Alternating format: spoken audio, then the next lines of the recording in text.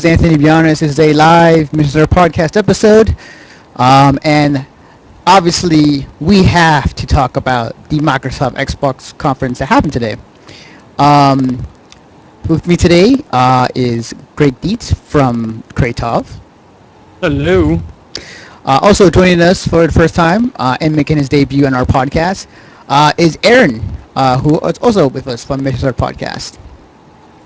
Well, And today we are going to talk about what we know as far as like Microsoft press conference, going that over and just going every detail we can find before we get knee deep into the whole issues that everybody's talking about right now. First, we have to talk about the press conference. Now, I was able to catch most of it. I only missed I missed the first 10 or 14 minutes of it because I was on my way to school.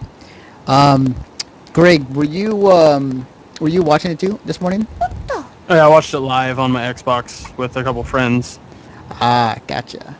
And Aaron, you said you were asleep, so you were. I haven't been feeling good today, so I was doing other things, and I weren't really care for wanting to watch the press conference. I just wait till it's all over, and then I'll read all the different stuff on the websites and see what they're saying. Right. Okay. So Greg, as you see the stream with the Microsoft press conference, courtesy of Game Trailers. When you and I started watching it, at first, what were your thoughts going through your mind as soon as it started going? I honestly, one of my first thoughts was like that their setup was very bland compared to Sony's. Mm-hmm. I felt like Sony put like a lot more energy and effort into the display, but Microsoft was very much like, fuck all that. We're just here to show the console. Right. I'll get straight to the point. Yeah, definitely. Absolutely straight. Yeah, just directly to what they need to say. I thought that they were going to talk about, squash some of the rumors that had been going around prior to everything, but they didn't. Yeah. That would have been nice. Yeah, it would have been real nice. Mm-hmm. I mean, it was. Yeah. I'm with you. Like I had not what I came in expecting watching this press conference is the Xbox being shown off, with everything with it. Clearing up the rumors was a second thing I thought too. I thought they were going to do, and obviously didn't do that. And I didn't expect them to. I kind of had the expectation of them doing like entertainment things because that's what they've been doing for the past couple E3s. But I didn't expect a good portion of the press conference to be majority of the entertainment, given that a few cool things were in it. So I was right with you when it comes to that stuff. So I was tweeting, Facebooking, and watching the stream all at school today. I think the things that came up, I think that they obviously, like when watching the press conference, as we see it live on stream right now, is that first off, the Xbox itself, it doesn't deviate from what it is right now. It's black. It has like a gray and black kind of two different color schemes on the console itself. It's very similar to what the Xbox 360 is right now. Here I want to say something real quick. When they first showed that, Yeah. everyone that was in my party on Xbox Live was kind of making fun of the fact that it is a very bland-looking machine. Mm-hmm. That's And I go, what's that? That's what I was gonna say. It's a box. Yeah. Right. It kind of looks like a computer, a very basic tower for a computer. Kind of like an Alienware, I'd say. Mm-hmm. Maybe early Alienware, not new, because new is all like they got curves and shit. But anyway, and everyone's kind of making fun of it, and I go, let me ask you this: do you really give a shit what it looks like as long as it functions correctly and does a good job? Right. Well, no, you don't. Why give a shit what it looks like? Yes, if it's a car, absolutely, because that's in public and you might want to show off whatever. I mean, for them, I'd say when it comes to cars, as long as it gets me to point A and point B without any, well, I really. Right. That's my thing with Xboxes or consoles as well. Is like, why does it need to be fashionable? Why does it need to be cool looking? It's in your fucking bedroom or your living room. And who really gives, like, someone's going to, oh, cool, you have an Xbox. Everyone's going to have the same exact looking model. So why does it need to look fucking cool and sleek and whatnot? It doesn't make any goddamn sense. Yeah. Are you trying to get people to buy your console over the competitors because yours looks cooler? That doesn't make any goddamn sense. I know. I mean, Yeah. So if anybody out there's like, oh, it looks like a VCR, blah blah blah, shut your fucking mouth. Like, the joke is fine. The joke can be funny. Like, I posted a picture on Facebook that somebody was like, Xbox One, and it shows like an old VCR, DVD combo, because it Yeah. has the same basic design. right, But right. ultimately, like, why does it matter? Right. And I definitely hear you. Honestly, like, I didn't really care what exactly what it looked like, as long as it functions. And it's kind of the same way it was for the past previous Xboxes. Because, like, the jokes were for when the Xbox One came out, it was like a giant ass brick, or Yeah, people were very, very concerned with how big it was. Like, that's kind of a big console. In fact, there's a lot of internet jokes going on about how big it is. In fact, and one of the interesting things about internet jokes, a particular internet joke, is people trying to find consoles that are bigger than the original Xbox, like the Atari 5200, the original CDI, and the Panasonic Laser Active, which were pretty big consoles compared to the original Xbox. right. Definitely. So they. Oh, go ahead. I think the other thing that was really funny to me is a lot of people are bitching about the name. Is like, yes, as the name Yeah. didn't quite Yeah. didn't quite That's the catch on. the first thing I heard about the system was the name. I'm like, Xbox One. I'm like, really? Is that your name? Yeah. Well, they explained it in the same. What's that? And I was sitting there, I had a synopsis in my head. It's like, years from now when this console may become retro, you walk into a store that sells old games and systems, and you go and you ask, got an Xbox One? Do you mean the first Xbox or the third Xbox? Yeah. And as I agree with you on that aspect, I think that, like, people immediately they shun, like, the Wii's name, or they shun Wii U. I was one It's of the the same. It's the same exact standard. I Like, remember when back in 2006, Nintendo revealed the name of the console, and I actually said to myself, I'm not buying a console that people are going to be making dick jokes about. I actually said that to myself. Of course, I quickly got over it, but I realized how stupid it was. But yeah, I mean, and the fact is that people still make jokes about the system is like, grow up.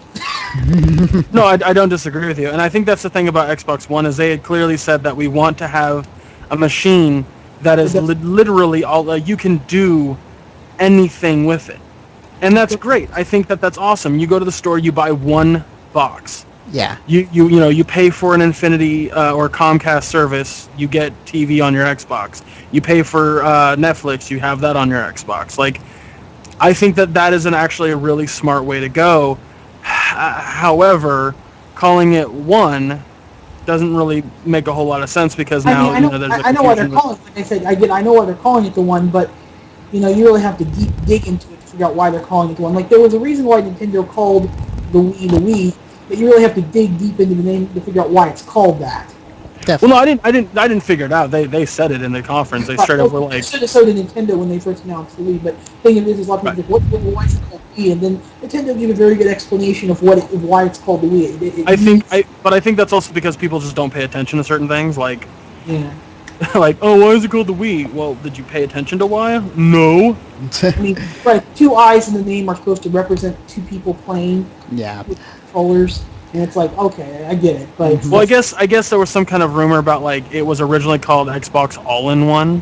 There was also another rumor it's supposed to be called Xbox Infinity. Was another one that's out I there. would have preferred that title. I would have too. Yeah. I agree. Xbox Infinity. I Yeah. mean, I had a good feeling they weren't going to call it the 720 because adding Oh numbers- man, that would have been the most dumbest name I've. Oh man. I would have accepted it. I mean, them just. I mean, all they're doing. You know is why? You know why they didn't go with Infinity? Why? Oh, because of the was it the Comcast Xfinity thing confusion? No. Oh. Wasn't there It literally has to do with syllables. Oh. How many syllables does it take to say Xbox Infinity? Oh wow, really? But that was the reason why. Yeah, absolutely. Xbox Wow. One, Xbox Infinity. Like, I think there yes, was a granted, console- it doesn't take much extra time to say the word, Right. but it's much easier to sit there and to me it's not. But then again, I'm not a fucking moron. Right. Um, It's much People- easier to say people Xbox calling it One. X. What's that? People are just gonna like the quick nickname for the console is just gonna be like with PS3 and PS2 and 360. People will be calling it, the X1 or something like that. Yeah. Probably be Well, or like, the my- one. The The one. one. It's the one.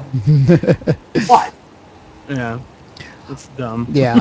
As we're seeing on stream, they're showing up the console right now, the Kinect, the controller, and the console itself. I will say though, the controller looks good. It looks Yeah. the They more. didn't change the design too much from the original, so that's a good thing. Oh, definitely. Like the controller, doesn't deviate too much. They fix a few things that were problematic from the last one. Like the buttons seem to be a little bit more flatter or thinner, and the D-pad looks to be better. So the controller, Have any of you guys ever used the newer 360 controller? yeah, I use it all the time. Yeah, that I actually liked it when they updated that because the D-pad and the analog sticks felt a lot better. Yeah, definitely. Yeah, and the interesting story about that is they've been using before they did that, the directional pad that was on the original 360 controller was the same directional pad that was on the controller S Xbox. And one of the people at Microsoft said, "You guys have been bitching to us since 2002 to change the D-pad, and now 8 years later, you got around to changing it." Yeah, It is a good it's controller, and I like how they're yeah. keeping the sticks in the D-pad very similar to that one. Oh yeah, definitely. Even add like little textures on the side of the thumbsticks just to make sure that it handles over time. It's nice in your hand. I've always liked the 360 controller. Oh yeah, The nice definitely. plastic. Oh, yeah, that- surface because yeah. it just fits right in your hand. Absolutely, like the ergonomic feel is absolutely wonderful when it comes to 360 controller. Like I think all of us had a PS2, Mhm.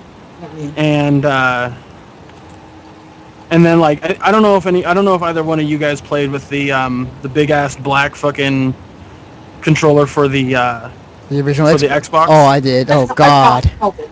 God, that was it was so huge. Yeah, I have a friend who's like 7 feet tall who loved the original Xbox, and he has got pretty big hands. And he actually loved the original. And he said, "I love the original controller. It's perfect for someone like him." There's a name. They actually have a nickname. It's called the Duke or the Big. The Duke. The original name is the Duke, and it's also known as Big O, or the controller O, or something like that. Yeah. I've heard Duke. I've heard Duke a lot, but And that's what Microsoft called it. They called it the Duke, and then a lot of people later on they also called it Controller O. Yeah. right. I liked that was the thing is when I first played that controller I was like this thing is bulky as shit. Like it kind of felt like holding a Game Gear in your hand. Yeah, it did. And Game Boy, I had a Game Gear. I had both at one time I think, but anyway, Mhm. When they came out with that secondary controller or the second version or whatever, that's the controller I played with. That was originally created for the Japanese market because the Japanese people have smaller hands. And when they realized how successful it was in Japan, they realized a lot of people here in America were complaining. Microsoft brought that control over to the States and replaced it, and turned out great. Oh yeah, definitely. It was a step in the right direction, and obviously with the control we have today, it proves that. And in this press conference, so the other thing that they pointed out in this press conference is that the Kinect, it's a lot better than the one we have right now. It's the thing is though with the Kinect is that it's sensors. It can detect a lot more facial animation than body parts, more so than the Kinect now. And it's much more sensitive to the hand doing the motions when you're going through Xbox Guide, and all that stuff. I know I don't really use my Kinect at all, very few times, but Once at a relative's house, and I'm like, I really don't care. It's like it's not really something. I remember when I first saw the Kinect back in 2009, when it was Project Natal, and my first reaction was, it is nothing more than a glorified iToy, and it's going to be reduced. It's nothing more than a big fat fucking gimmick. That's what I said about that thing. And although I think maybe I've been proven wrong on some areas, I still think it's a very gimmicky thing that doesn't really enhance. I mean, it's something for the casual market. For the hardcore gamer, I don't see having it very much. I still don't see it. Yeah, I definitely agree. One of the things you were talking, like, I like how you said that because There's a group on YouTube that I follow called SourceFed, and they were talking about how, like, what if you're having an argument with your friend, you're like, "Why you always leave my Xbox on?" and then your Xbox turns on, like. That kind of shit is gonna get annoying. Like when you just say the wrong phrase around your Xbox, and it's always technically on in that fashion. I hate saying always on because that refers to the internet thing, but it's always kind of on. Like it's never totally off unless you unplug it. I have a question about Connect. Can you like program it to say to turn on based on a certain phrase? Not that I know of right now, but I'm hoping that's the case with the Connect 2. Yeah, because then maybe they can put in something like ridiculous, like I don't know, Heil Hitler or something. Imagine doing that. It's like that's how you turn on your Xbox. What the hell's wrong with you? That would be pretty funny. I actually have a relative who when like a lot of people has wireless networks and he puts a password on it. His password is I has cheeseburger. You put an internet meme. Right. As of right now, it's still the usual Xbox turn on, Xbox / command, and all that type of deal. But yeah, it would be pretty funny. I mean, I like some of the functionality of the Kinect, how you can sort of swipe your hand and talk and do certain things. But my set is it worth? But as useful as that would be in some certain situations, I don't think it's worth the $150 price tag. Right. Right, and that's what I like about the Kinect 2 is that it's going to come with the console. Oh yeah. Like built in? It's attached kind of on. built in. Yeah. Like, it doesn't work without it, but it doesn't come without it. What do you mean it doesn't work without it? The Xbox One will not work without the Kinect 2 attached. To function at all. To function. That's bullshit. Yeah. Do I unless the games require Kinect, I'm like, why? That's because it's not that bad of a thing if you have more functionality over it than other things. Like for someone like me, that's just more random shit I gotta find a place to put. Right. I mean, like that. Yeah, definitely. Like the thing is though, with this Kinect, it obviously is going to be more suited for smaller spaces, because obviously the issue last time was like the current Kinect doesn't yet have a lot of space to do whatever you want to for certain games or for functionality. But for this upcoming one, you can use a lot more smaller space to do it. You could technically play a game where it could see your entire body, and you don't have to be 10 feet away from it. You can be 5 feet away from it. Right. So, as we see on stream, like they're talking about the thing that I think Microsoft has been striving to do, especially in the last Xbox, and it's more apparent so than right now, is that you can now watch TV on your Xbox, and they're really striving to go for the entertainment box to really have, say, like, you can play games, you can watch movies, you can do everything with this device, and TV is not added to it. Now, I watch TV, but not as much as I did before, and obviously everything you can watch is on the internet. That too. What do you guys think? Like, do you think this maybe was a good move on their part, or was it? For those who like to watch a lot of TV, sure, but for someone like me, I don't. There are shows and movies I like to watch, but if I want to watch them, I'll download them off the internet and watch them and listen to them while I play games. Right. Greg? Ask the question again. I'm sorry. Do you think having the now we can watch TV on your Xbox was a good move from Microsoft? Absolutely. I'll explain why. When you're coming out with a console and you claim it as an all-in-one, you fucking name your console after that aspect, and it doesn't do all-in-one. It's kind of retarded. Yeah. I think the fact that they're not doing backwards compatibility, but they're still calling it all-in-one, is also kind of retarded. But everything that's already on the marketplace, like that you can get on your 360, will be on the Xbox One's marketplace. Right. So if there's a game that's that you want to play that you can't play on the Xbox One, that's an Xbox 360 title that you want from like 3 years ago, you're gonna get it on the Xbox One. So in that fashion, it is all in one, but disc purposes, it's not. Right. Yeah, I mean, basically, I have to say, if you're gonna have a console called all-in-one, you better be able to play all the old. You might want to have it be able to play the old Xbox and Xbox 360. Right. Getting back to the point as far as like having the TV put into the Xbox. This is something they've been striving for I think the past couple E3s. With their apps, they keep adding onto their Xbox Live service like You know, it was HBO good. Go and all those things. It was in the direction that they're going to, I think, eventually lead up to. And for if you're a college student, like this is great. This is like the best thing in the world for you right now. Absolutely. Like, that's another thing though they didn't talk about was like, as cool as that is it going to be an additional fee to use the Xfinity thing? That's a good question. Probably. Is it going to be an additional fee for other aspects? Like later in the press conference, they talk about having a partnership with NFL. Is that going to boost the price of gold a year, or is that going to? Am I going to have to pay for the exclusive like NFL stuff? Am I going to have to pay to watch the games? That's or true. That's true. How is all of that going to work? And I think we'll find more of that at E3. But Oh yeah, definitely. with the way that Microsoft kind of functions, I feel like that there would be. Oh yeah. But we don't know. We just don't know. What were you gonna say, Aaron? Yeah, actually, I kind of forgot. Hold on a minute. Oh, yeah. When it comes to the TV thing, I was thinking, like, are they going to do, like, and this would be good, probably a very good idea, are they going to try and make deals with, like, companies that offer television services like DirecTV and Dish and stuff like that?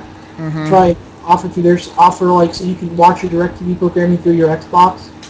Yeah. So that's another thing that like we don't know because all they showed at the conference was Xfinity. Yeah, that's true. That's true. I mean, that would be really good. Mm-hmm. Definitely.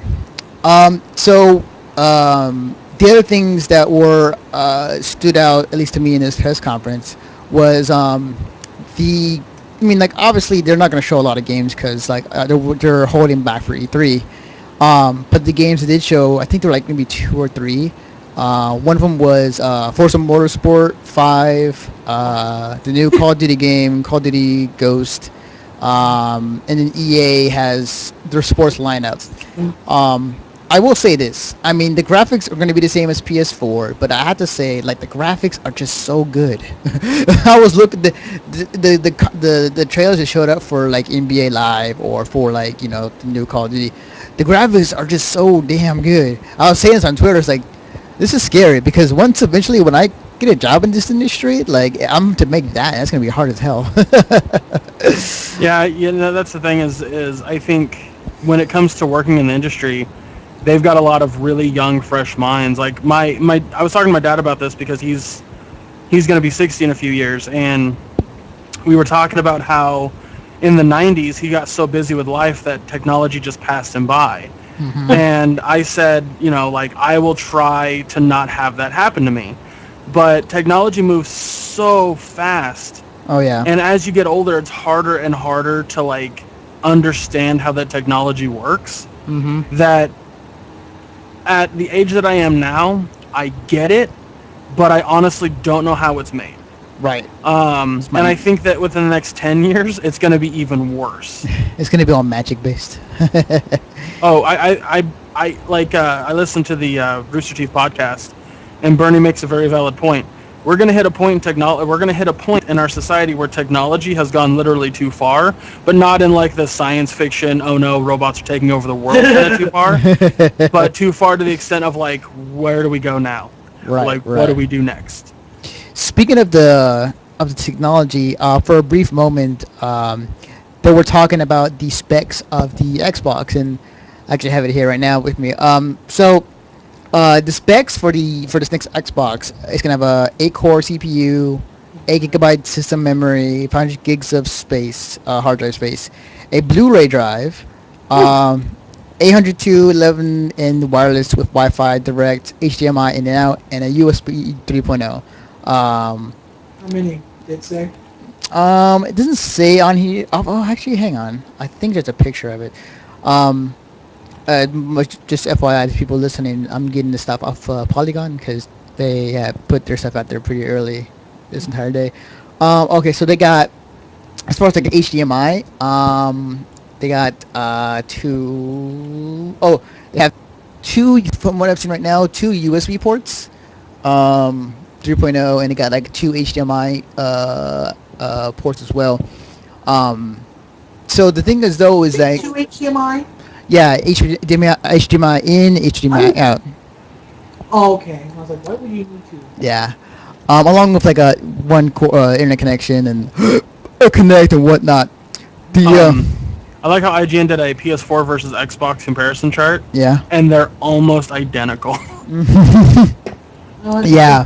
I don't think it's interesting. The interesting thing about this Xbox is like they're doing away with the component cables and it's going strictly just HDMI. Well, yeah, I mean, why? Like, There's why? What's that? Wait, there's no support for component or composite cables? Nope. No. It's all HDMI based for Oh an God, Xbox. no, that's incredibly stupid. No, dude, not everyone has TVs that have HDMI only. In fact, I got my first HDMI TV a couple years ago. I was still using Well, okay. Here's my thing, dude. Is as I agree with you that it's for my purposes, like I do not have a TV with HDMI. I don't think it's a stupid move because you can buy a TV with an HDMI port for like $150. I mean, like, yeah, TV. They're getting cheap. Actually, I guess I should have thought about that. I mean, like, you can go to Walmart and get a TV with an HDMI port for like $100. So yeah, I mean, we don't use. I guess that's you make a point there. Kind of Well, as like I think as of now with technology the way that it is, are I can't the ones that are red, white, and blue. Those three, those are fucking obsolete. Those have been fucking wiped out. So Oh yeah. the composite. Cables. Yeah. I mean, Yeah. yeah. Well, I just came to realize something. Back in the 80s and 90s, we used to hook our consoles up to TV through the coaxial, and and then later on they went on over to composite, and then like you can't find TVs with the kind of coaxial. There's a lot of TVs that don't have that coaxial, so you can't hook up the old game consoles with that. You have to use composite cables. You have to find some other way to do it, or you have to modify your console. Right. So, Not so this- technically, that makes sense, I guess. I didn't think about Yeah, that. not. I mean, like, but there's still an audience out there that does not have, say, the money to go get a a monitor or a TV that will have HDMI, and there'll still be a need for those component cables. I mean, I can see why Microsoft did it. It's obviously HDMI is better. I use it. It's awesome. Yeah, definitely. I mean, But I still feel they should have still put in the component cables just for the. Yeah, because I still think there's going to be a lot of people out there. Because I know people Oh yeah. Who like the original, who like this, who play 360 regularly, and they're going to want this new Xbox. But because they don't have HDTVs, they have regular composite televisions, and they're going to be like, where do I plug this thing in? Like, oh crap, I can't use it. Right. I do think there are a small number of people probably going to get feel screwed if they don't do their research first. Right. But I do think that TVs are starting to eliminate those, and HDMI, and because it's so cheap, I mean, HDMI is not only so much better, but it's also a lot more cheaper. It's become a lot more cheaper since from back in 2006 when this generation got started. Definitely. right, and that's another thing is that as technology advances, if It's if cheaper. you don't advance with it, you're going to get left behind. You don't have to advance right with it, but if you're not at least on the tail end of it, you're just going to get left behind. Like right now, if you're one of those people who still uses those old really big cell phones, the ones with the antennas on them. well, I actually know a few people who have phones that are not smartphones, and it's like you can get a fucking iPhone 4 for like $50, maybe even less than that. My iPhone 4 cost me $12. So I mean, I'm actually trying to get rid. I'm actually not very impressed with my phone. I'm trying to go back to using a basic phone, just because it's costing my dad extra, and I don't really care. Right. I have an unlimited plan. Granted, it costs me $70 a month, but it's an unlimited plan. But that works. It works for me. Like it's not too much. But Right. I think that's the thing is like Microsoft, like a lot of people get up in arms because of certain things that Microsoft is doing, but those people that are getting up in arms are also the people who are kind of on that caboose, are kind of on that tail end thing. Like, there's a lot of people I know who are not going to get the Xbox One on day one, who are not going to get the PS4 on day one because they're smart consumers and don't want a shitty product. Right. Granted, Microsoft and Sony aren't necessarily known for releasing shit. I mean, Microsoft has been for the past for a little bit now, they've been known for releasing shitty product, but right.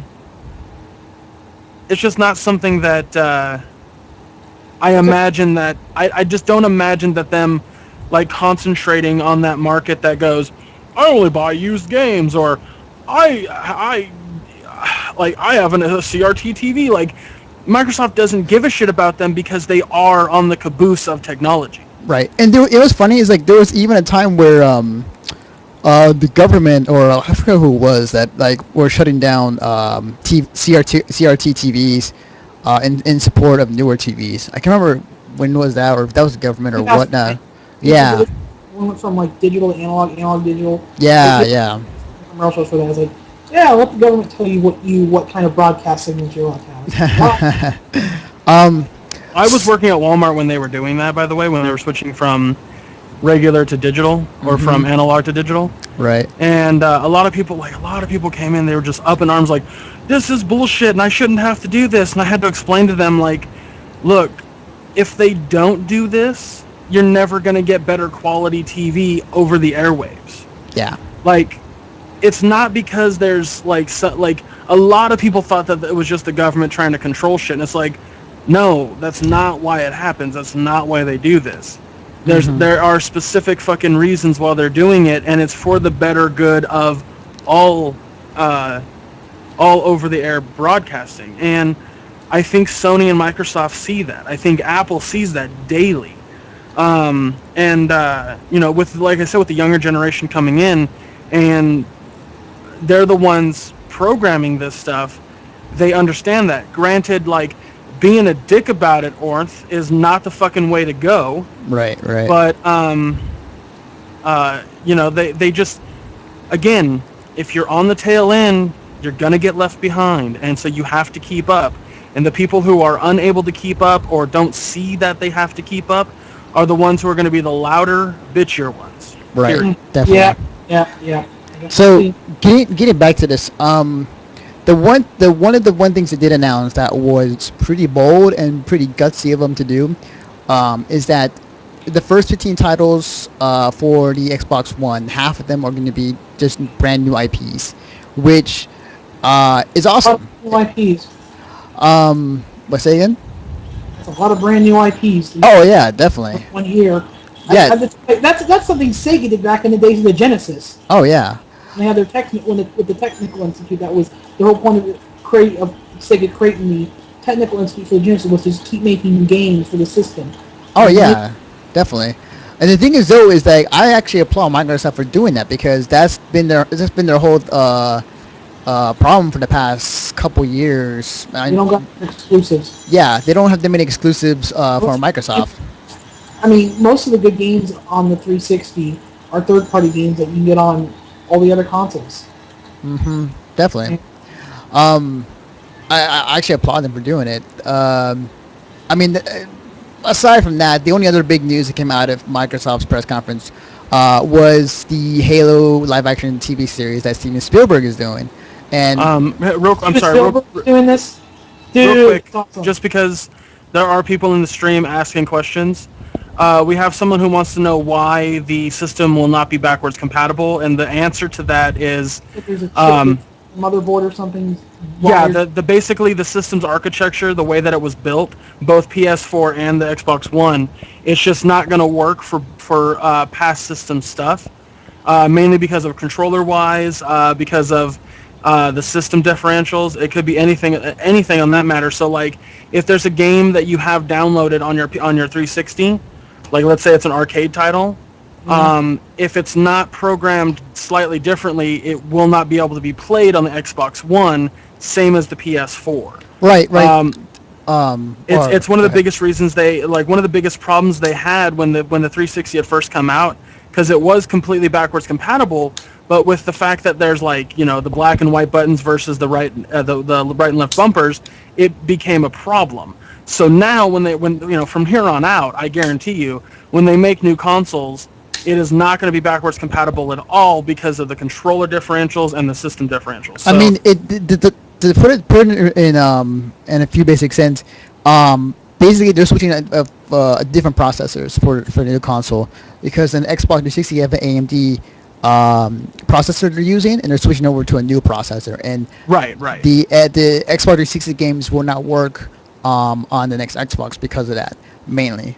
Right. So it's less of like fuck you to the past generation, and more of like, it's either we do it this way or we don't do it this way, and you don't get a fucking amazing experience with the new console. Like you have to you have to crack a few eggs to make an omelet, essentially. Pretty much. Yeah, but the thing is I don't know if I really buy that whole thing because, I mean, I've looked at past backwards compatibility consoles, and with the PS2, it had a very different architecture than the PS1. But all they had to do was create a special part of the architecture that supported the old PS1 and place the old PS1 chip in there, and it was easily backwards compatible. And they did the same thing with the PS3 later on before they took that out. Right. So I don't think that I can understand them changing the architecture, but there's still something they could have done to keep it in there. I mean, backwards compatibility is not that tough of a thing. But you also... Sorry, I don't mean to interrupt you, but you also have to look at it from this perspective. If you are making... no problem, Tech-less ways, by the way. But if you're making a console or you're making something, and you go, well, I want it to work with the stuff we did previously, but I have to put more into it. I have to add more shit, whereas what we've already made works really well. It's going to make the console more pricey. It's going to make it's going to make it a bit more of a processing problem. So it's just kind of like, what do we do? Like, what can we cut to make this thing more affordable to the console market? And I think that's one thing you absolutely cut. Right. Definitely. To me, that's fat on the steak. You cut off the fat on a steak. Yeah. That's just how I see it. Yeah, but it also depends on how many of the people want the fat on the stick. And the thing with this is, there's a lot of people who want that fat. Yes, they want that juicy fat. Yes. I don't disagree. I don't disagree at all. I mean, I'm one who likes the fat on the steak. But. And the other thing of it is I've really been doing a lot of thinking about this backwards compatibility thing. And like I said, I agree to understand why they're doing it, but that doesn't mean they couldn't find some alternatives. And the problem is they're not, in the case of Microsoft, they haven't said anything about alternatives to playing original Xbox and 360 games on the new system. Where Sony talks about doing their thing with the Genkai Cloud thing, which I mixed on, but at least they're doing something about it. And Microsoft's not doing anything. And I was thinking, what could be the way that they could somehow continue to bring backward compatibility to the system? And there was one way I thought was a very interesting idea, and I do think it's something the game company should consider recommending doing. And I was thinking, like, why don't they make some sort of accessory that you can buy separately that you plug into the system and lets you do it? Very similar to, say, the Game Boy player for the GameCube. Mm-hmm. Yeah, I definitely agree. And considering the fact that that it wouldn't be the first time if a company like this did it, it wouldn't be the first time that someone did it, because back in the when the Atari 5200 came out, a lot of people were pissed off that they couldn't play 2600 games on it. So Atari came out with this adapter, which I actually had, that let you play 2600 games on your 5200. And then later on, when the Genesis came out, they created the power converter that lets you play Master System games on the Genesis. And then there was those were official ones, but then there was also third-party companies that also assisted in bringing backwards compatibility devices to newer systems. Like, there's a company that created a thing called the TriStar for the Super Nintendo that allowed you to play NES games. And then they did a version for the 64 that allowed you to play NES and SNES games on the 64. I mean, things like that were really cool ideas, and I really think the industry could look at that as a really great alternative for backwards compatibility. So that way they could cut prices. Right, definitely. And obviously the other reason why is because, as we've seen in this generation of consoles, Sony and Microsoft has went out and rebranded some of their games as HD remakes, as we've seen, like Devil May Cry Collection and other those stuff. Are nice, but they're real. But I think I really like those. I think they're cool. But for some, they're really cool for those who may not have played the games back when they originally out. But for those who already own the games, my response is, I'm not rebuying your game, dude. Yeah. I'm doing it. Now, to be fair, I do prefer the HD remakes over the originals because. Oh yeah. Yeah, definitely. But there are a lot of people out there and I've talked with, who have huge collections of PS1, PS2 games, who said, I'm not buying your HD remakes. They're awesome, but you know what? I'm not rebuying it. No, I'm not doing it. Right. I understand where they come from. Definitely. And I know a lot of people who are really against these HD remakes to that level. But I do think they are good for the fact that they do allow some people who didn't get a chance to play those games or have those games anymore. Well, I mean, like let's take Earthbound, for example. I've never played that game. I want to play that game, but due to the fact that I've never played it, I can't get it unless I go find a Super Nintendo and I find the game, which, by the way, the game costs like fucking $200 to $300 if you can find the cartridge. Oh yeah, definitely. The only way I can play it is either torrenting it, or what's it called? Emulator. Emulator, thank yeah, you. yeah. Or wait for it to come out on the Wii U, which it will, and then play it then. You know, the thing about Earthbound is which in Japan it's called Mother. They actually did port Mother 1 and Mother 2 to the GBA in Japan, to the GBA, and a lot of fans in America wanted it, and there were lots and lots of people that please do this, and just like when Mother 3 was coming out, and they just said, we're not going to do it. We just don't think this game's going to be that popular. There were petitions with over millions of signatures asking to bring this game to America. What do you mean it won't do that well with those kind of numbers? Are you people stupid? Definitely. Wait, isn't Earthbound coming to the Virtual Console? I heard it was. On the Wii U it will, not on the Wii though. Oh yeah, well that'd be good for it. I mean, definitely. There's something that'll help the Wii out. Here's a classic Nintendo game that a lot of people want to re-experience at a hard time because it's really hard. It's really $200. Wow, it kind of reminds me of what's that one game on the Sega Saturn that costs like $400-$500, like Panzer Dragoon Saga. Oh yeah, something like that. Yeah. All right. Now that we have cut away all the nice things we could possibly say about Microsoft's press conference, I didn't have that many nice things to say. I mean, got a lot of bad things to say about this conference. Oh yeah, definitely. No. It's actually what happened at the press conference that got everybody up in arms. You got to thank one man for all of this, and that's Phil Spencer. Because if he didn't say what he said today, I don't think anybody would be talking about what we found out today. Which thing is that? Oh, a lot of things. Well, let's see. Do you want to go straight into the gut of what everybody's talking about, or you want to go, like, say a few things, like say for the Kinect need to be connected at all times or able to get the Xbox to work, or because I got tons of stuff here that I can just go off of. Go straight to that big bad issue. Just pick one and we'll go off on it. All right. I like the one off. So, okay. So the one thing is that we found out was that all your games you have to install, and it's a requirement. Fine, because PS3 did it. Yeah. PC do it. That's fine. Cool. I don't care. It's a requirement. And the thing is though is like I think it may cause some concern just because of the mere size of just how big these games are going to be. I mean, you're going to be having Blu-ray players in these systems, so you're probably going to expect a good size depending on what game it's going to be. I mean, like when you installed, PS3 was Blu-ray. When you installed games, each game only took about anywhere from half to maybe 1 gigabyte of space. Like I was gonna say, let's be honest here. How much is an average game right now? Like how big? I knew that 360 games when you install them they take up a lot more space because I've done it and they take up 4 gigabytes. But when I install a PS3 game, it's like half a gigabyte, 1 gigabyte. So it's not that much space really to install. The PS3 one is it's less of it being an actual like it's less of it being a full game install versus just partial, so that way it can run certain pieces of it. Yeah, it installs pieces of it to help it load and access the game better, and also for updates and patches and stuff, as well as a DLC and things like that. Right. I think what they're going to do with the 360 and the PS4 probably is, I don't know this with the PS4, but I'm speculating because it seems like it's the direction it's going to go.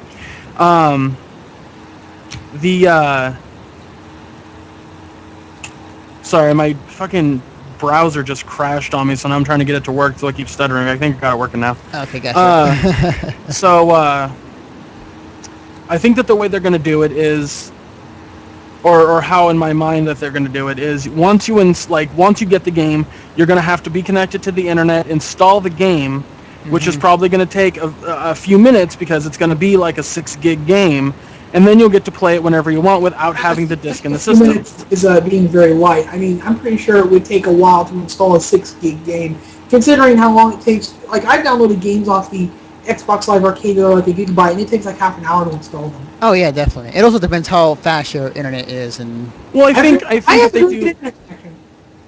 they do what PlayStation's doing with like downloadable games, which is when it starts to install, you can start playing it.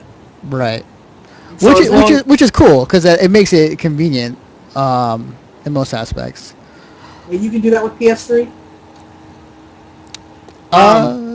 Yeah. I don't think you can do that with PS3 or the 360, but I imagine you'll be able to with the Xbox One and PS4. Again, speculation because I don't know, but it just seems like the right I heard about direction. that with PS4. That's really cool, though. Yeah, Yeah.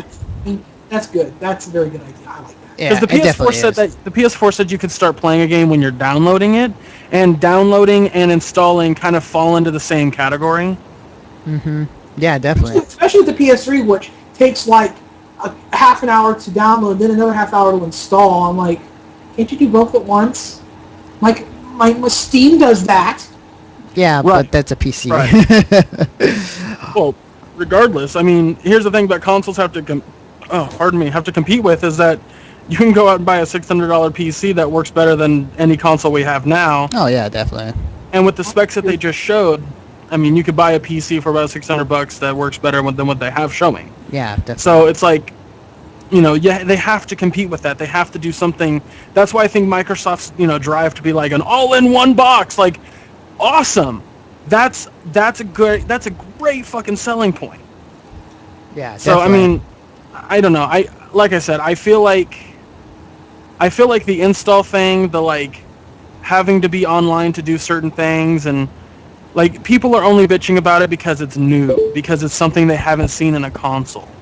Right, definitely. But I mean, I think when it comes to the whole it being all in one, it's nice. But for me personally, my biggest problem is I think it sort of takes the aspect away from gaming in some way. It's like, yeah, this is more than a game console. I'm just going to buy your console for gaming. If I want all the other stuff, I'd probably go out and buy some sort of VDs and everything, which a lot of people already have those who want them. I just feel like, it's all in one, but I only care about, even though it's got a bunch of things in one, I only care about one thing, and that's the gaming. Definitely. I mean, I think that when you buy a console, that should be number one. And it seems like that is still to Microsoft a big aspect. definitely. Of course, to be fair, there have been previous consoles that have been used for other things. Like when the PS2 came out, it was a very popular DVD player. In fact, in Japan, it helped spark the DVD market, and the PS3 helped spark the Blu-ray market. So, to be fair, those consoles, even though they were mainly used for gaming, their external features outperformed their gaming capabilities when they first originally came out and helped them. Absolutely. And Definitely. I think since the PS2, that's kind of the draw. Like that's why people were surprised that the GameCube did not have a DVD player or like could play music, because it was Panasonic Q. What's that? Unless you imported the Japanese Panasonic Q. Right. But like that was the thing. It was like, why are you going to release something that does not compete directly with the competition? It doesn't make any sense.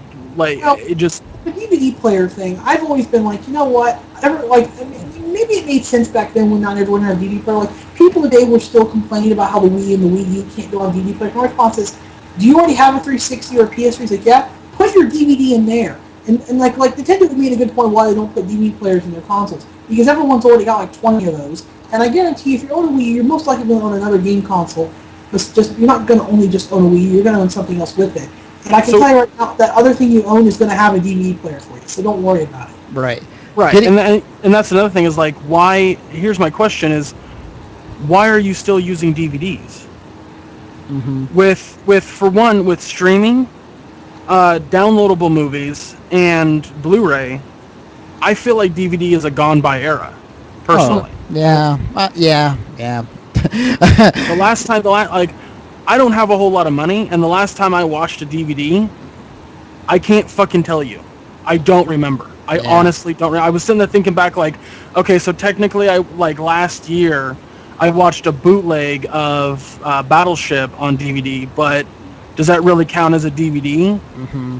Because it's a bootleg. It's not a DVD. Like someone burned that for me. Right. And I had to watch it. And it wasn't like it didn't have a menu and all that kind of shit like a DVD does. I put it into the system and and I had to go to a special menu to get it to play. Right. Yeah. I cannot talk today. Right. And to bring it back, speaking of the games or the installing the games onto your system, what everybody got up in arms about, and there's been a lot and then there's been a lot of confusion about it today, because while Phil Spencer says one thing, we just got a tweet from Major Nelson saying another thing, and what we know now, and there's a reason why Microsoft went out there and says we have 300 servers right now to power the Xbox Live, and you kind of ask yourself like, why do you need so many servers? And the reason Oh why? my God, I thought that was a very easy answered question. No, no, no, no. There's a reason why they said, we have 300 servers and more to come for this bandwidth we're gonna have. Well, I heard what from what I remember hearing at the conference was he said that at the beginning of Xbox Live they had 15,000 servers. Oh, yeah, Right but now they have 30,000 servers, and by the end of next year they'll have 300,000 servers. That's what I thought I heard. right. Actually, you're right. I'm just reading off the Polygon article that's on here. Um, but obviously, the thing that what has everybody up in arms about is the used games and how they will be affected by this new console. And the way it works, at least as far as like how it goes, is that say you go to a friend's place and he doesn't have like say Injustice. I bring it over, and we want to play it. In order to play that game, because the games are connected to your account when you install it. If you wanted to play on your friend's Xbox, you put it in, and you have to pay a fee to install it. Now, there's been rumors. Major Nelson has went down saying you don't need a feed, but Phil Spencer had an interview. Well, no, because what it is, and I'll tell you what it is. Mm-hmm. You're gonna need a fee if you play it on his account. If you have your account and at home you install it and you're playing it and you've already bought the game and you have that the key code that you put in to play the game, and you go, oh hey, I'm gonna bring over Injustice to play with you so we can fight each other.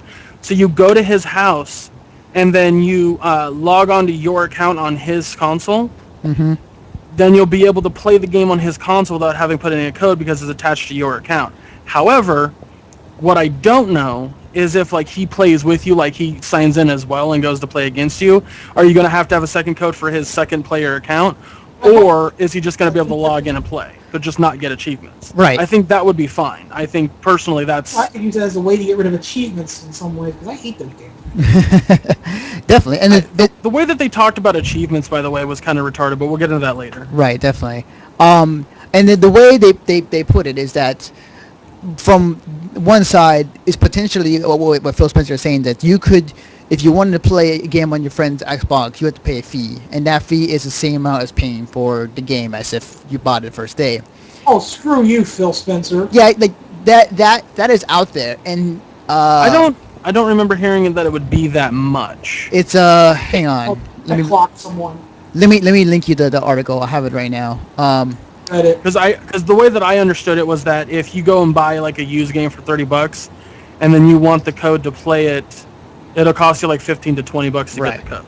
But that's the thing, though. It's like with used games, because the Xbox games are connected to your account and to your Xbox, it's going to be hard for you to even play used games or games you want to borrow from friends.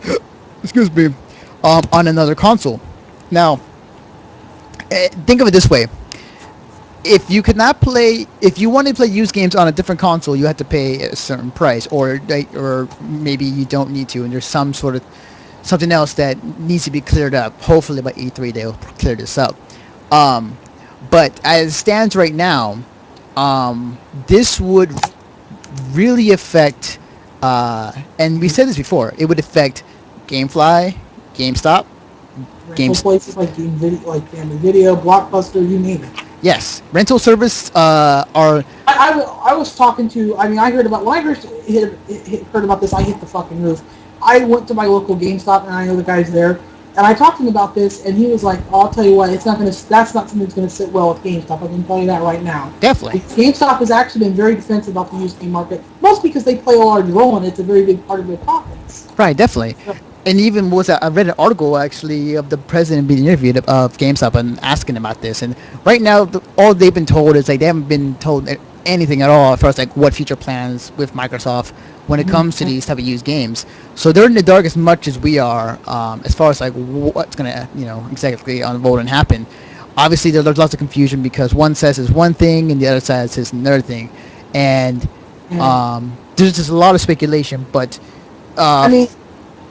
go ahead. I mean, it's just like I've seen numerous articles about this. Well, not numerous, but a couple. And just I'm going through the comments on these different videos, and everyone on here is just like, I ain't buying your shitty console, Microsoft, if that's the case, which really shows that this is not something that the gaming community is going to be is not obviously not positive about. And I can tell you right now, if they do this, I have a good feeling it's going to kill this new system before it even gets started. Oh yeah, definitely. This is I mean, if this turns out to be true, I'm not touching your stupid Xbox One. Screw you. I'm getting the PS4. yeah, that's definitely with everybody's mind right now. I'm trying to get into Steam. I just downloaded my first game on Steam, and I'm like, this is a really cool service. I'm like, and I'll just go down that route. I'll go out and buy me a more powerful computer to run some of these newer games, and I'll just go down that route. It's like, screw your Xbox. I mean, let's be honest here. Microsoft has always been kind of a DRM nightmare.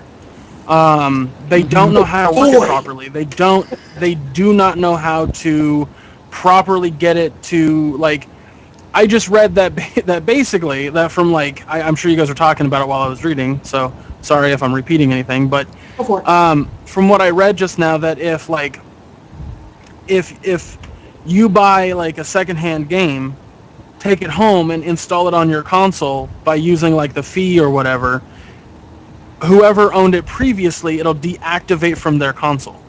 What? Like deinstall. Wow. That article that you sent me. Here, I will read it verbatim what I just read. So John Hicks, who works at Microsoft, said, on secondhand games, you buy disc, it installs, you play from hard drive. Sell disc, it installs to new console and deactivates your install. Wow. I didn't read that update yet. Wow. A spokesman from Microsoft. What's that?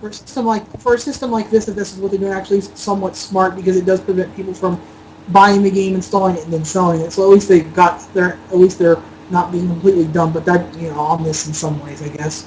A Microsoft spokesperson said, "We are designing the Xbox One to enable customers to trade in and resell games. We'll have more details to share later." You're right. The third update says, when Kotaku asked about the secondhand owner thing, the answer was paying the same price we, the original buyer, paid or less. Let's assume it's a new game, so the answer is yes, it'll be the same price. Then the fourth update on here says that Larry Erb said, another piece of clarification around playing games at a friend's house. Should you choose to play your game at a friend's house, there is no fee to play that game while you are signed into your profile. Now here's my issue with that in general. Mm-hmm.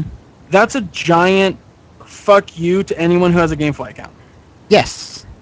Any rental service, it pretty much is. And here's the thing, we've talked about this tons of times on this podcast, is that Microsoft is afraid of piracy, and they're trying to stop it. And look, used games has been a thorn in the game industry side, because the used game market doesn't benefit the game companies as much as economically as it is, but at the same time, it is very vital for people to say who can't afford these games able to buy them and play them, because that's the only way they can afford it.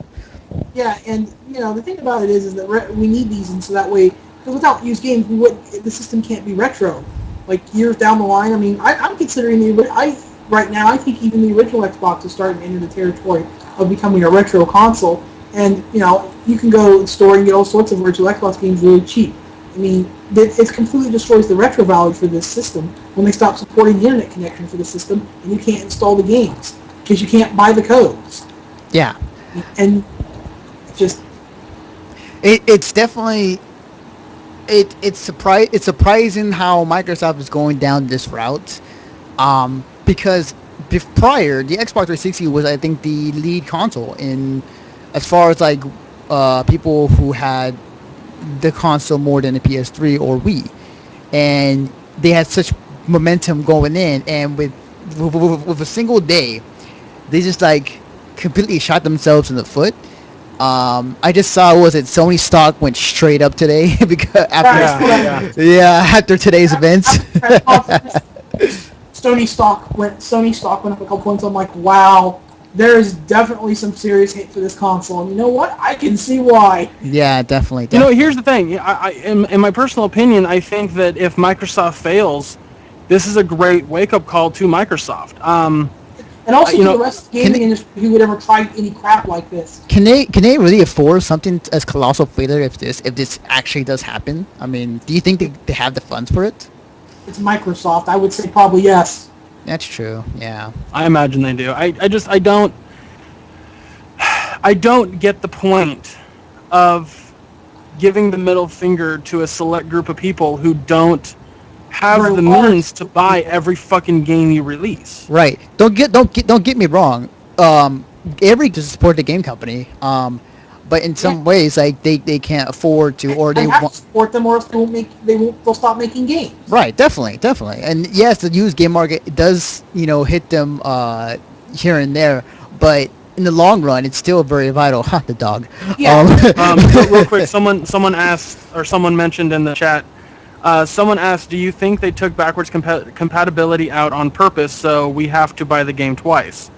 Yes. As he put LOL at the end, he clearly understands that that's not necessarily the case. But I will say this, and I think well, I was gonna say, I think you were about to say the same thing, Aaron. But I can't imagine that Microsoft isn't like, ooh, we can make some money off of this. Like, I don't think that never passed their brain. I'm pretty sure that like that is a legit thing. Oh yeah. But there is other like reasonable things or reasons why it's out, why it's gone. Oh yeah, definitely. We covered that earlier. Like I said, I can understand the cost effectiveness, but I still think they need to find some way around this in some way. Like maybe like they could put out two models, one that doesn't have it, one that does have it, that's more expensive. And I would say experiment. I mean, I think what the game industry needs to do is they need to roll the dice and experiment more to see what gamers want. Right. Oh, I think I said this. I think I said this after the PS3 conference, but we're in a gaming transition right now. We're in kind of like this world of gaming where you're gonna experience a lot of like, the fuck are we doing? Yes. What is going on? Welcome to Limbo, baby. They're like, I thought, okay, so I don't know if you guys heard this, but Nintendo will not at all be at E3 this year. Mm-hmm. They just won't be there. Yeah. And won't be there. Period. Like you're not going to show anything at E3. Well, they are going to show. They're not going to have a conference. They're not going to be on the show floor. Yeah. Which I'm cool with. I mean, they're just going to announce stuff to the direct thing, and I'm like, that's fine. That's fine. Yeah, definitely. A press conference, I'm just going to sit there. Like, whenever I watch these E3 press conferences, I don't actually watch them. I sit there and listen to them while playing games. Yeah. I definitely. I mean, like, I personally like watch press conferences just because it's my job. But secondly, like, I'm just really into video games. Like, oh yeah, definitely. One of the things that kind of like I mentioned this earlier, and I'll get back to what I was saying about Nintendo. Right. Because Nintendo is doing something, and I'll tell you what they're doing in a second. But when Sony and Microsoft and Nintendo like say fuck E3, it kind of sucks for someone like me, because that to me is Christmas. That's my fucking Christmas. Oh yeah. You bother me when E3's around, I'll fucking shank you. I'm not joking. Like that is my thing right there. And the fact that they're just like, you know what? We're gonna do stuff before to kind of. I don't understand the point of that. I mean, I don't get why they decided. They don't have to waste money on They don't have to waste money on a press conference. I guess. I mean, it is very expensive to put on these booths. Right, but I think they're still going to have to pay for those booths. They're still going to have to do a press conference at E3, and they're still going to do a press conference at E3. Like, Sony hasn't shown any like exclusive titles. Well, not any. They haven't shown a whole lot. You don't know what the PS4 looks like. There's some information about the PS4 you don't know, and same goes for the Xbox One. So they're going to be there at E3, but their showcases are going to be very low key because they already did these early press conferences. Oh yeah, and definitely. the fact that Nintendo's not going to be there at all, like, I'm more looking forward to the EA and the Ubisoft press conference than I am anything else, because I'm going to get more out of those, I feel. But the fact that the press conferences are going to be fucking lackluster at best this year really depresses. Well, not really depresses me, but it's depressing in general. It kind of reminds me of Nintendo's E3 press conference, which is one of the most lackluster performances I've ever seen on Nintendo. Oh yeah. Yeah, I do agree with you. Like, to be honest, I guess they haven't been really great in the past few years. But no, what I was gonna say about Nintendo and E3 this year is they're gonna be holding in LA at a different location a thing so people can get their hands on the new games and don't have to be part of E3. Right. Definitely. Because, like I said, they are not at all going to be a part of E3 this year. I don't know if that's every year after that, but they don't want to because I think the greatest thing I saw online, and I'll send you guys a link. I'll even put it in the chat. Is Brental Floss, the guy who does takes old school themes of video games and whatever. He has a comic writer now, and he did a comic that was why Nintendo will not be at E3. And I swear to God, it's fucking hilarious. It shows a lion and a tiger wrestling, tearing each other apart, and on the sides it says PS3 and Xbox, and then it shows a gladiator walking away, throwing his shield and sword down, and it says "We" across his chest, and he goes, "Fuck this." And I thought it was brilliant. Nice. Like I said, I'll put it in there because it's so Microsoft smart. Go at each other's throats. Yeah. That's kind of what Nintendo did with this generation. They kind of let Microsoft and Nintendo take hits at each other while they were doing their own thing, and doing it very well, by remind you. Definitely.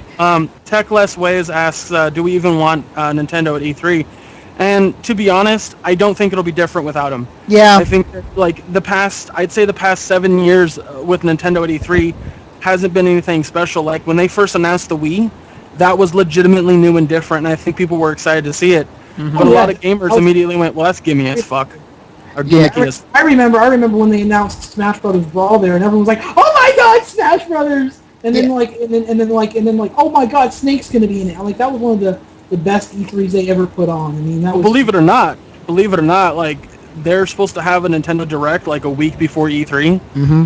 And apparently they're going to be announcing some big titles for the Wii U, like the Mario new Smash Kart. Brothers or the new Mario Kart. Yeah, they're announcing some new Hey, titles. have you heard how did you guys hear about the information about how the new Mario Kart? They're thinking they want to put characters from other Nintendo franchises, so they want to make it more like Smash Brothers, where it's not just Mario; it's got all these other different. That's fine. I welcome that. I've actually been asking. I've been thinking about why hasn't Nintendo done something like that. Why don't they do a Mario Kart version of a Super Smash Brothers version of Mario Kart and call it I don't know, Super Speed Brothers or something? Yeah. I don't know. I mean. Yeah, I don't know. I mean, I think when you have a kart racer or a fighter and you do cross-platform characters, it makes the game have more of a fun feeling to me. When Snake and Sonic were added to Smash Brothers, I was like, "Oh, this is the shit!" That's awesome. More characters from different franchises. I love it. But yeah. Nintendo's really fickle on that shit.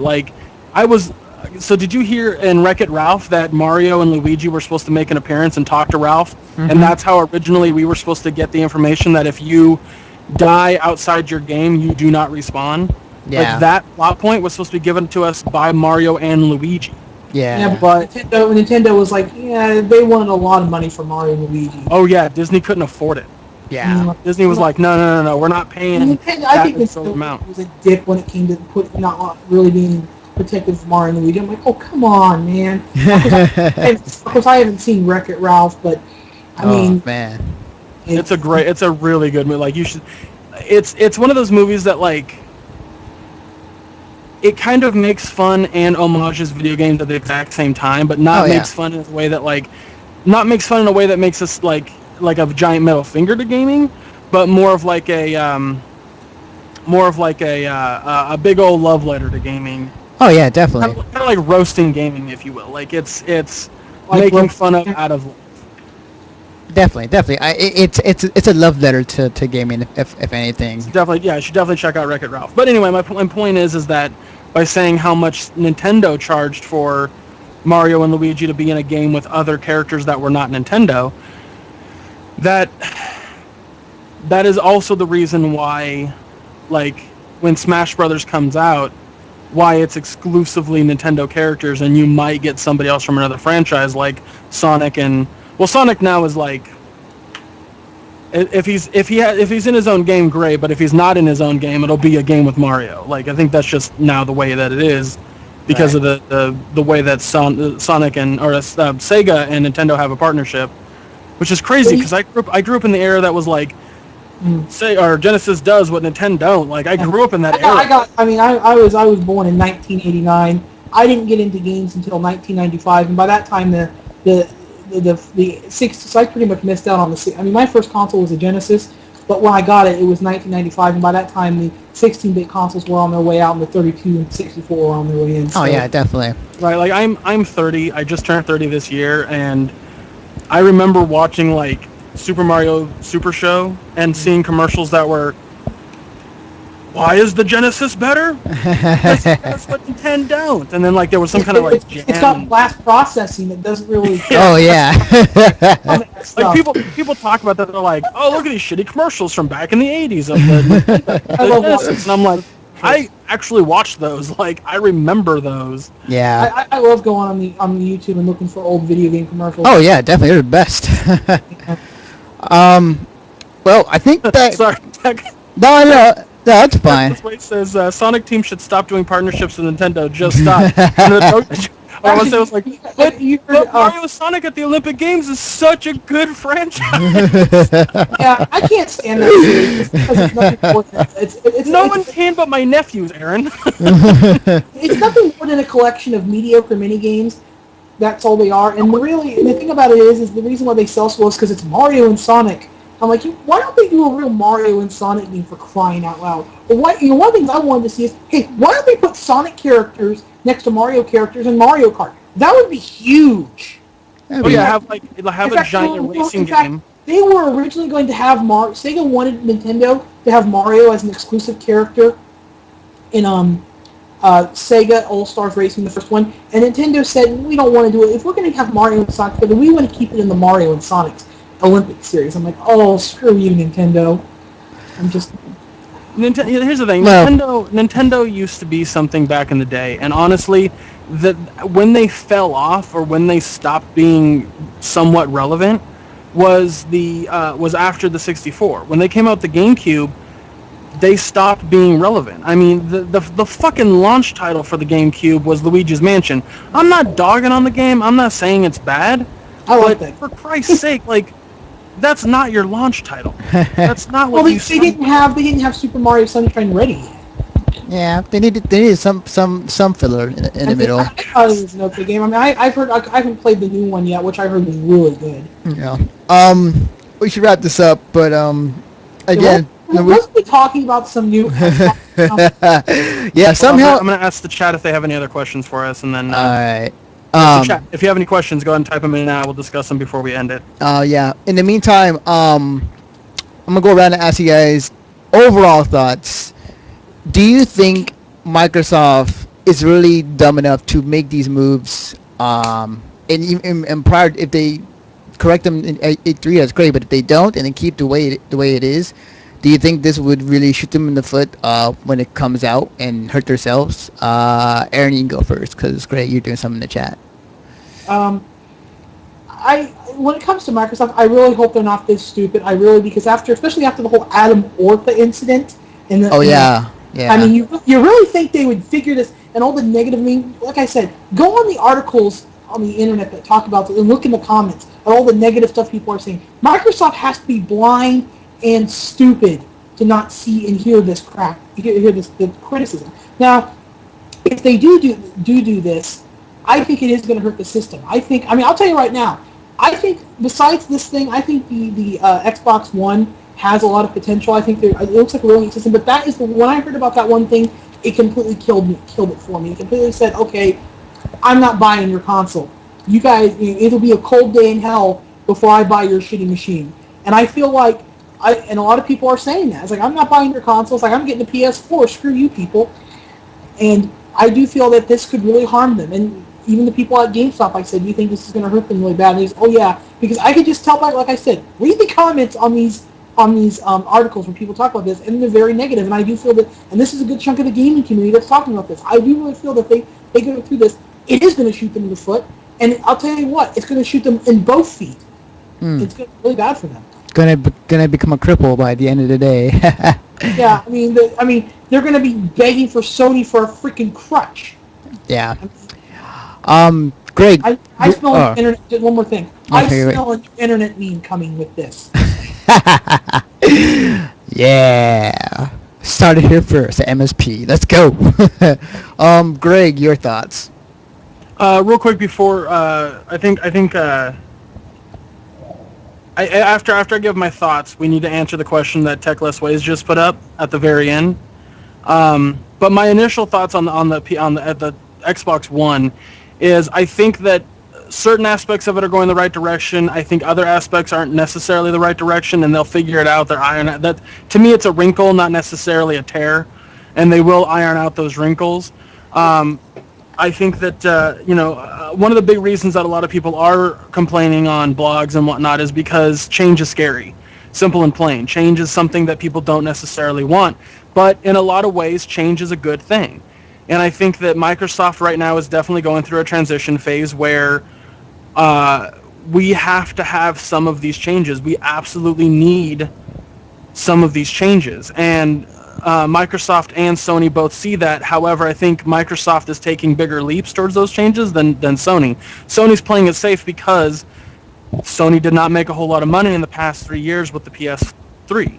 They've made enough money to stay above water, to stay well above water, but Oh yeah. not to the extent that Microsoft has with the 360. The 360 sales are through the roof. Like, it's still selling more than the PS3. Sony caught up to Microsoft. I mean, right now, if you go on Wikipedia, the sales are they're both in the 90 million.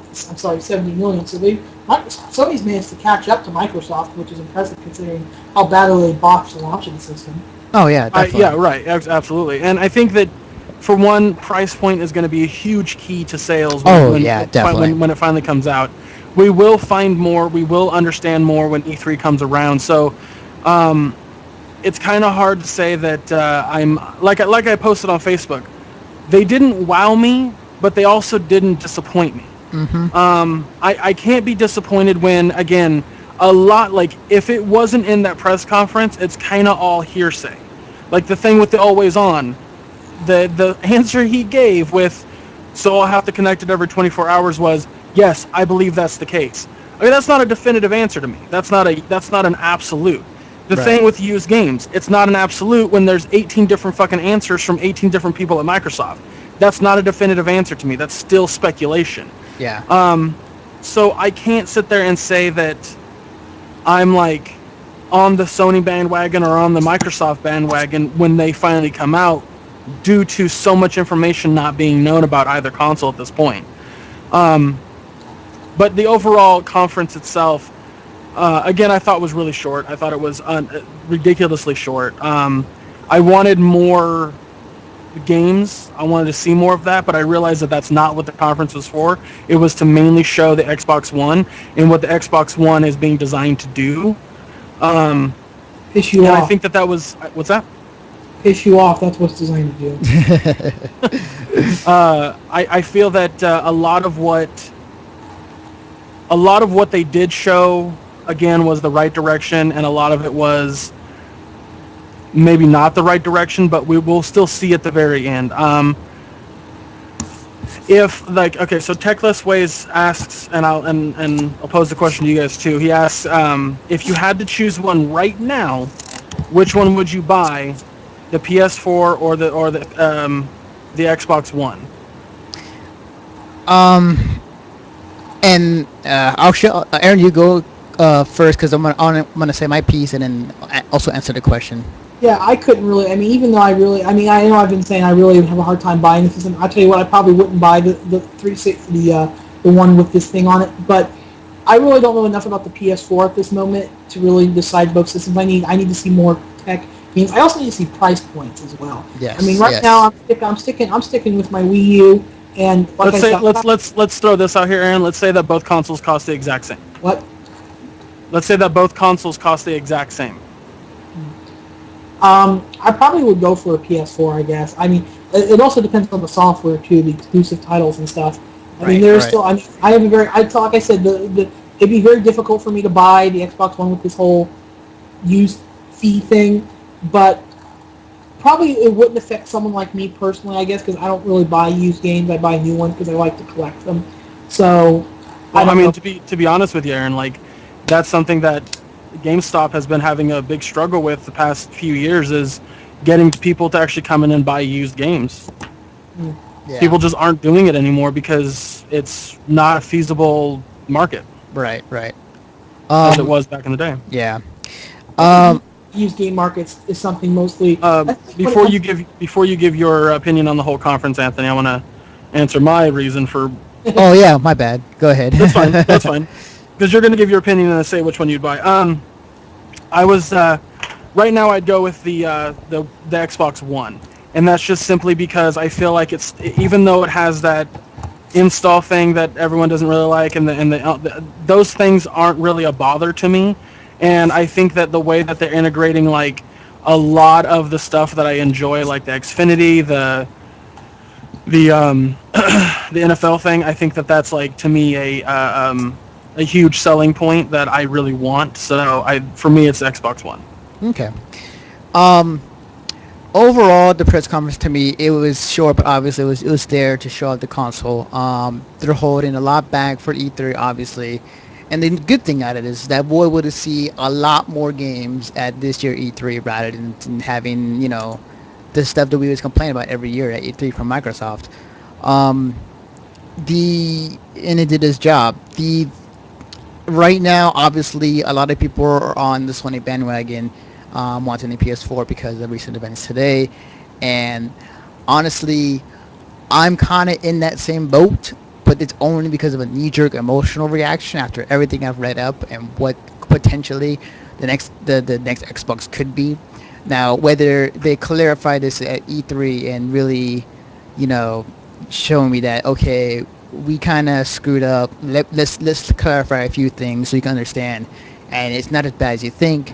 Then maybe I would be convinced otherwise. But right now, at this moment, I'm at the PS4 right now, and also it's the first time for me actually be having the choice between these to buy a console, because like other times I always like had relied on my dad or my parents to buy the last console, and it's kind of weird like the last the last this Xbox, like it came out in, was it 2006? I was like still in high school.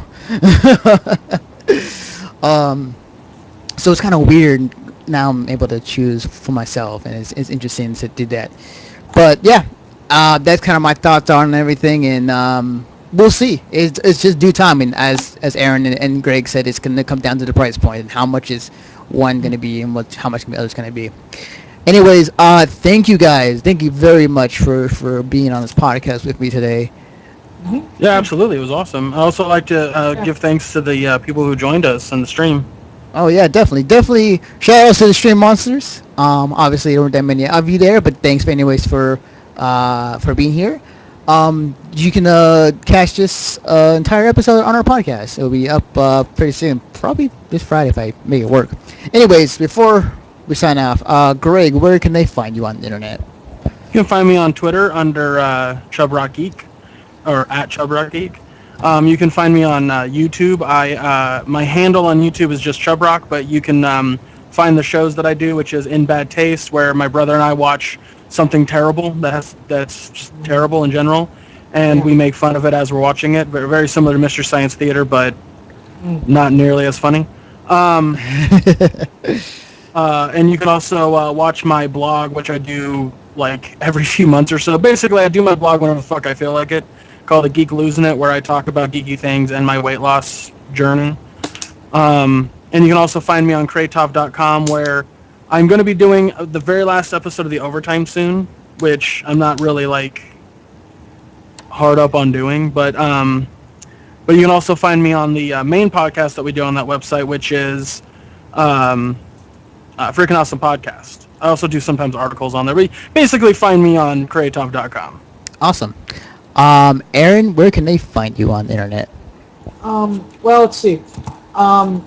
I have a Facebook account, but I only add people on there I know personally, so it wouldn't be really big of a deal. Wouldn't be that much to care about Facebook. But the only real place that you probably find me is I have a YouTube account. It's called Aaron Clark 2007, and I upload videos here and there. I don't make videos that often on it, but when I do, I do. So that's where you can find me. I'm also on DeviantArt, which same thing. I upload what I do on DeviantArt is like I like to make funny pictures, and I also like to upload the reviews that I write on DeviantArt as well as Mission Start and stuff. I like to upload different places. My DeviantArt account is called the Mudkip Experience, and the word I, yeah, the word I and the word Mudkip and Experience is the number one. Awesome. And you can follow me on Twitter at DefectiveNaruto, as you can see on screen. You can follow the work that we do. Me and Aaron does at missionstartpodcast.com. Like I said before, this video podcast will be up on our podcast feed. Hopefully this week if I get to it. And check out our website. Obviously, our Facebook, our YouTube, and everything is connected to our website. Check it out. Yeah, and yeah, a lot more coverage to come because obviously E3 is around the corner, and obviously we'll be there for Fanmade this weekend. So if you see any of us, say hi, let us know. Tell us you're a fan. Anyways, but that's being said, thank you again, you guys. Thank you to our listeners and watchers right now, and we will see you all next time.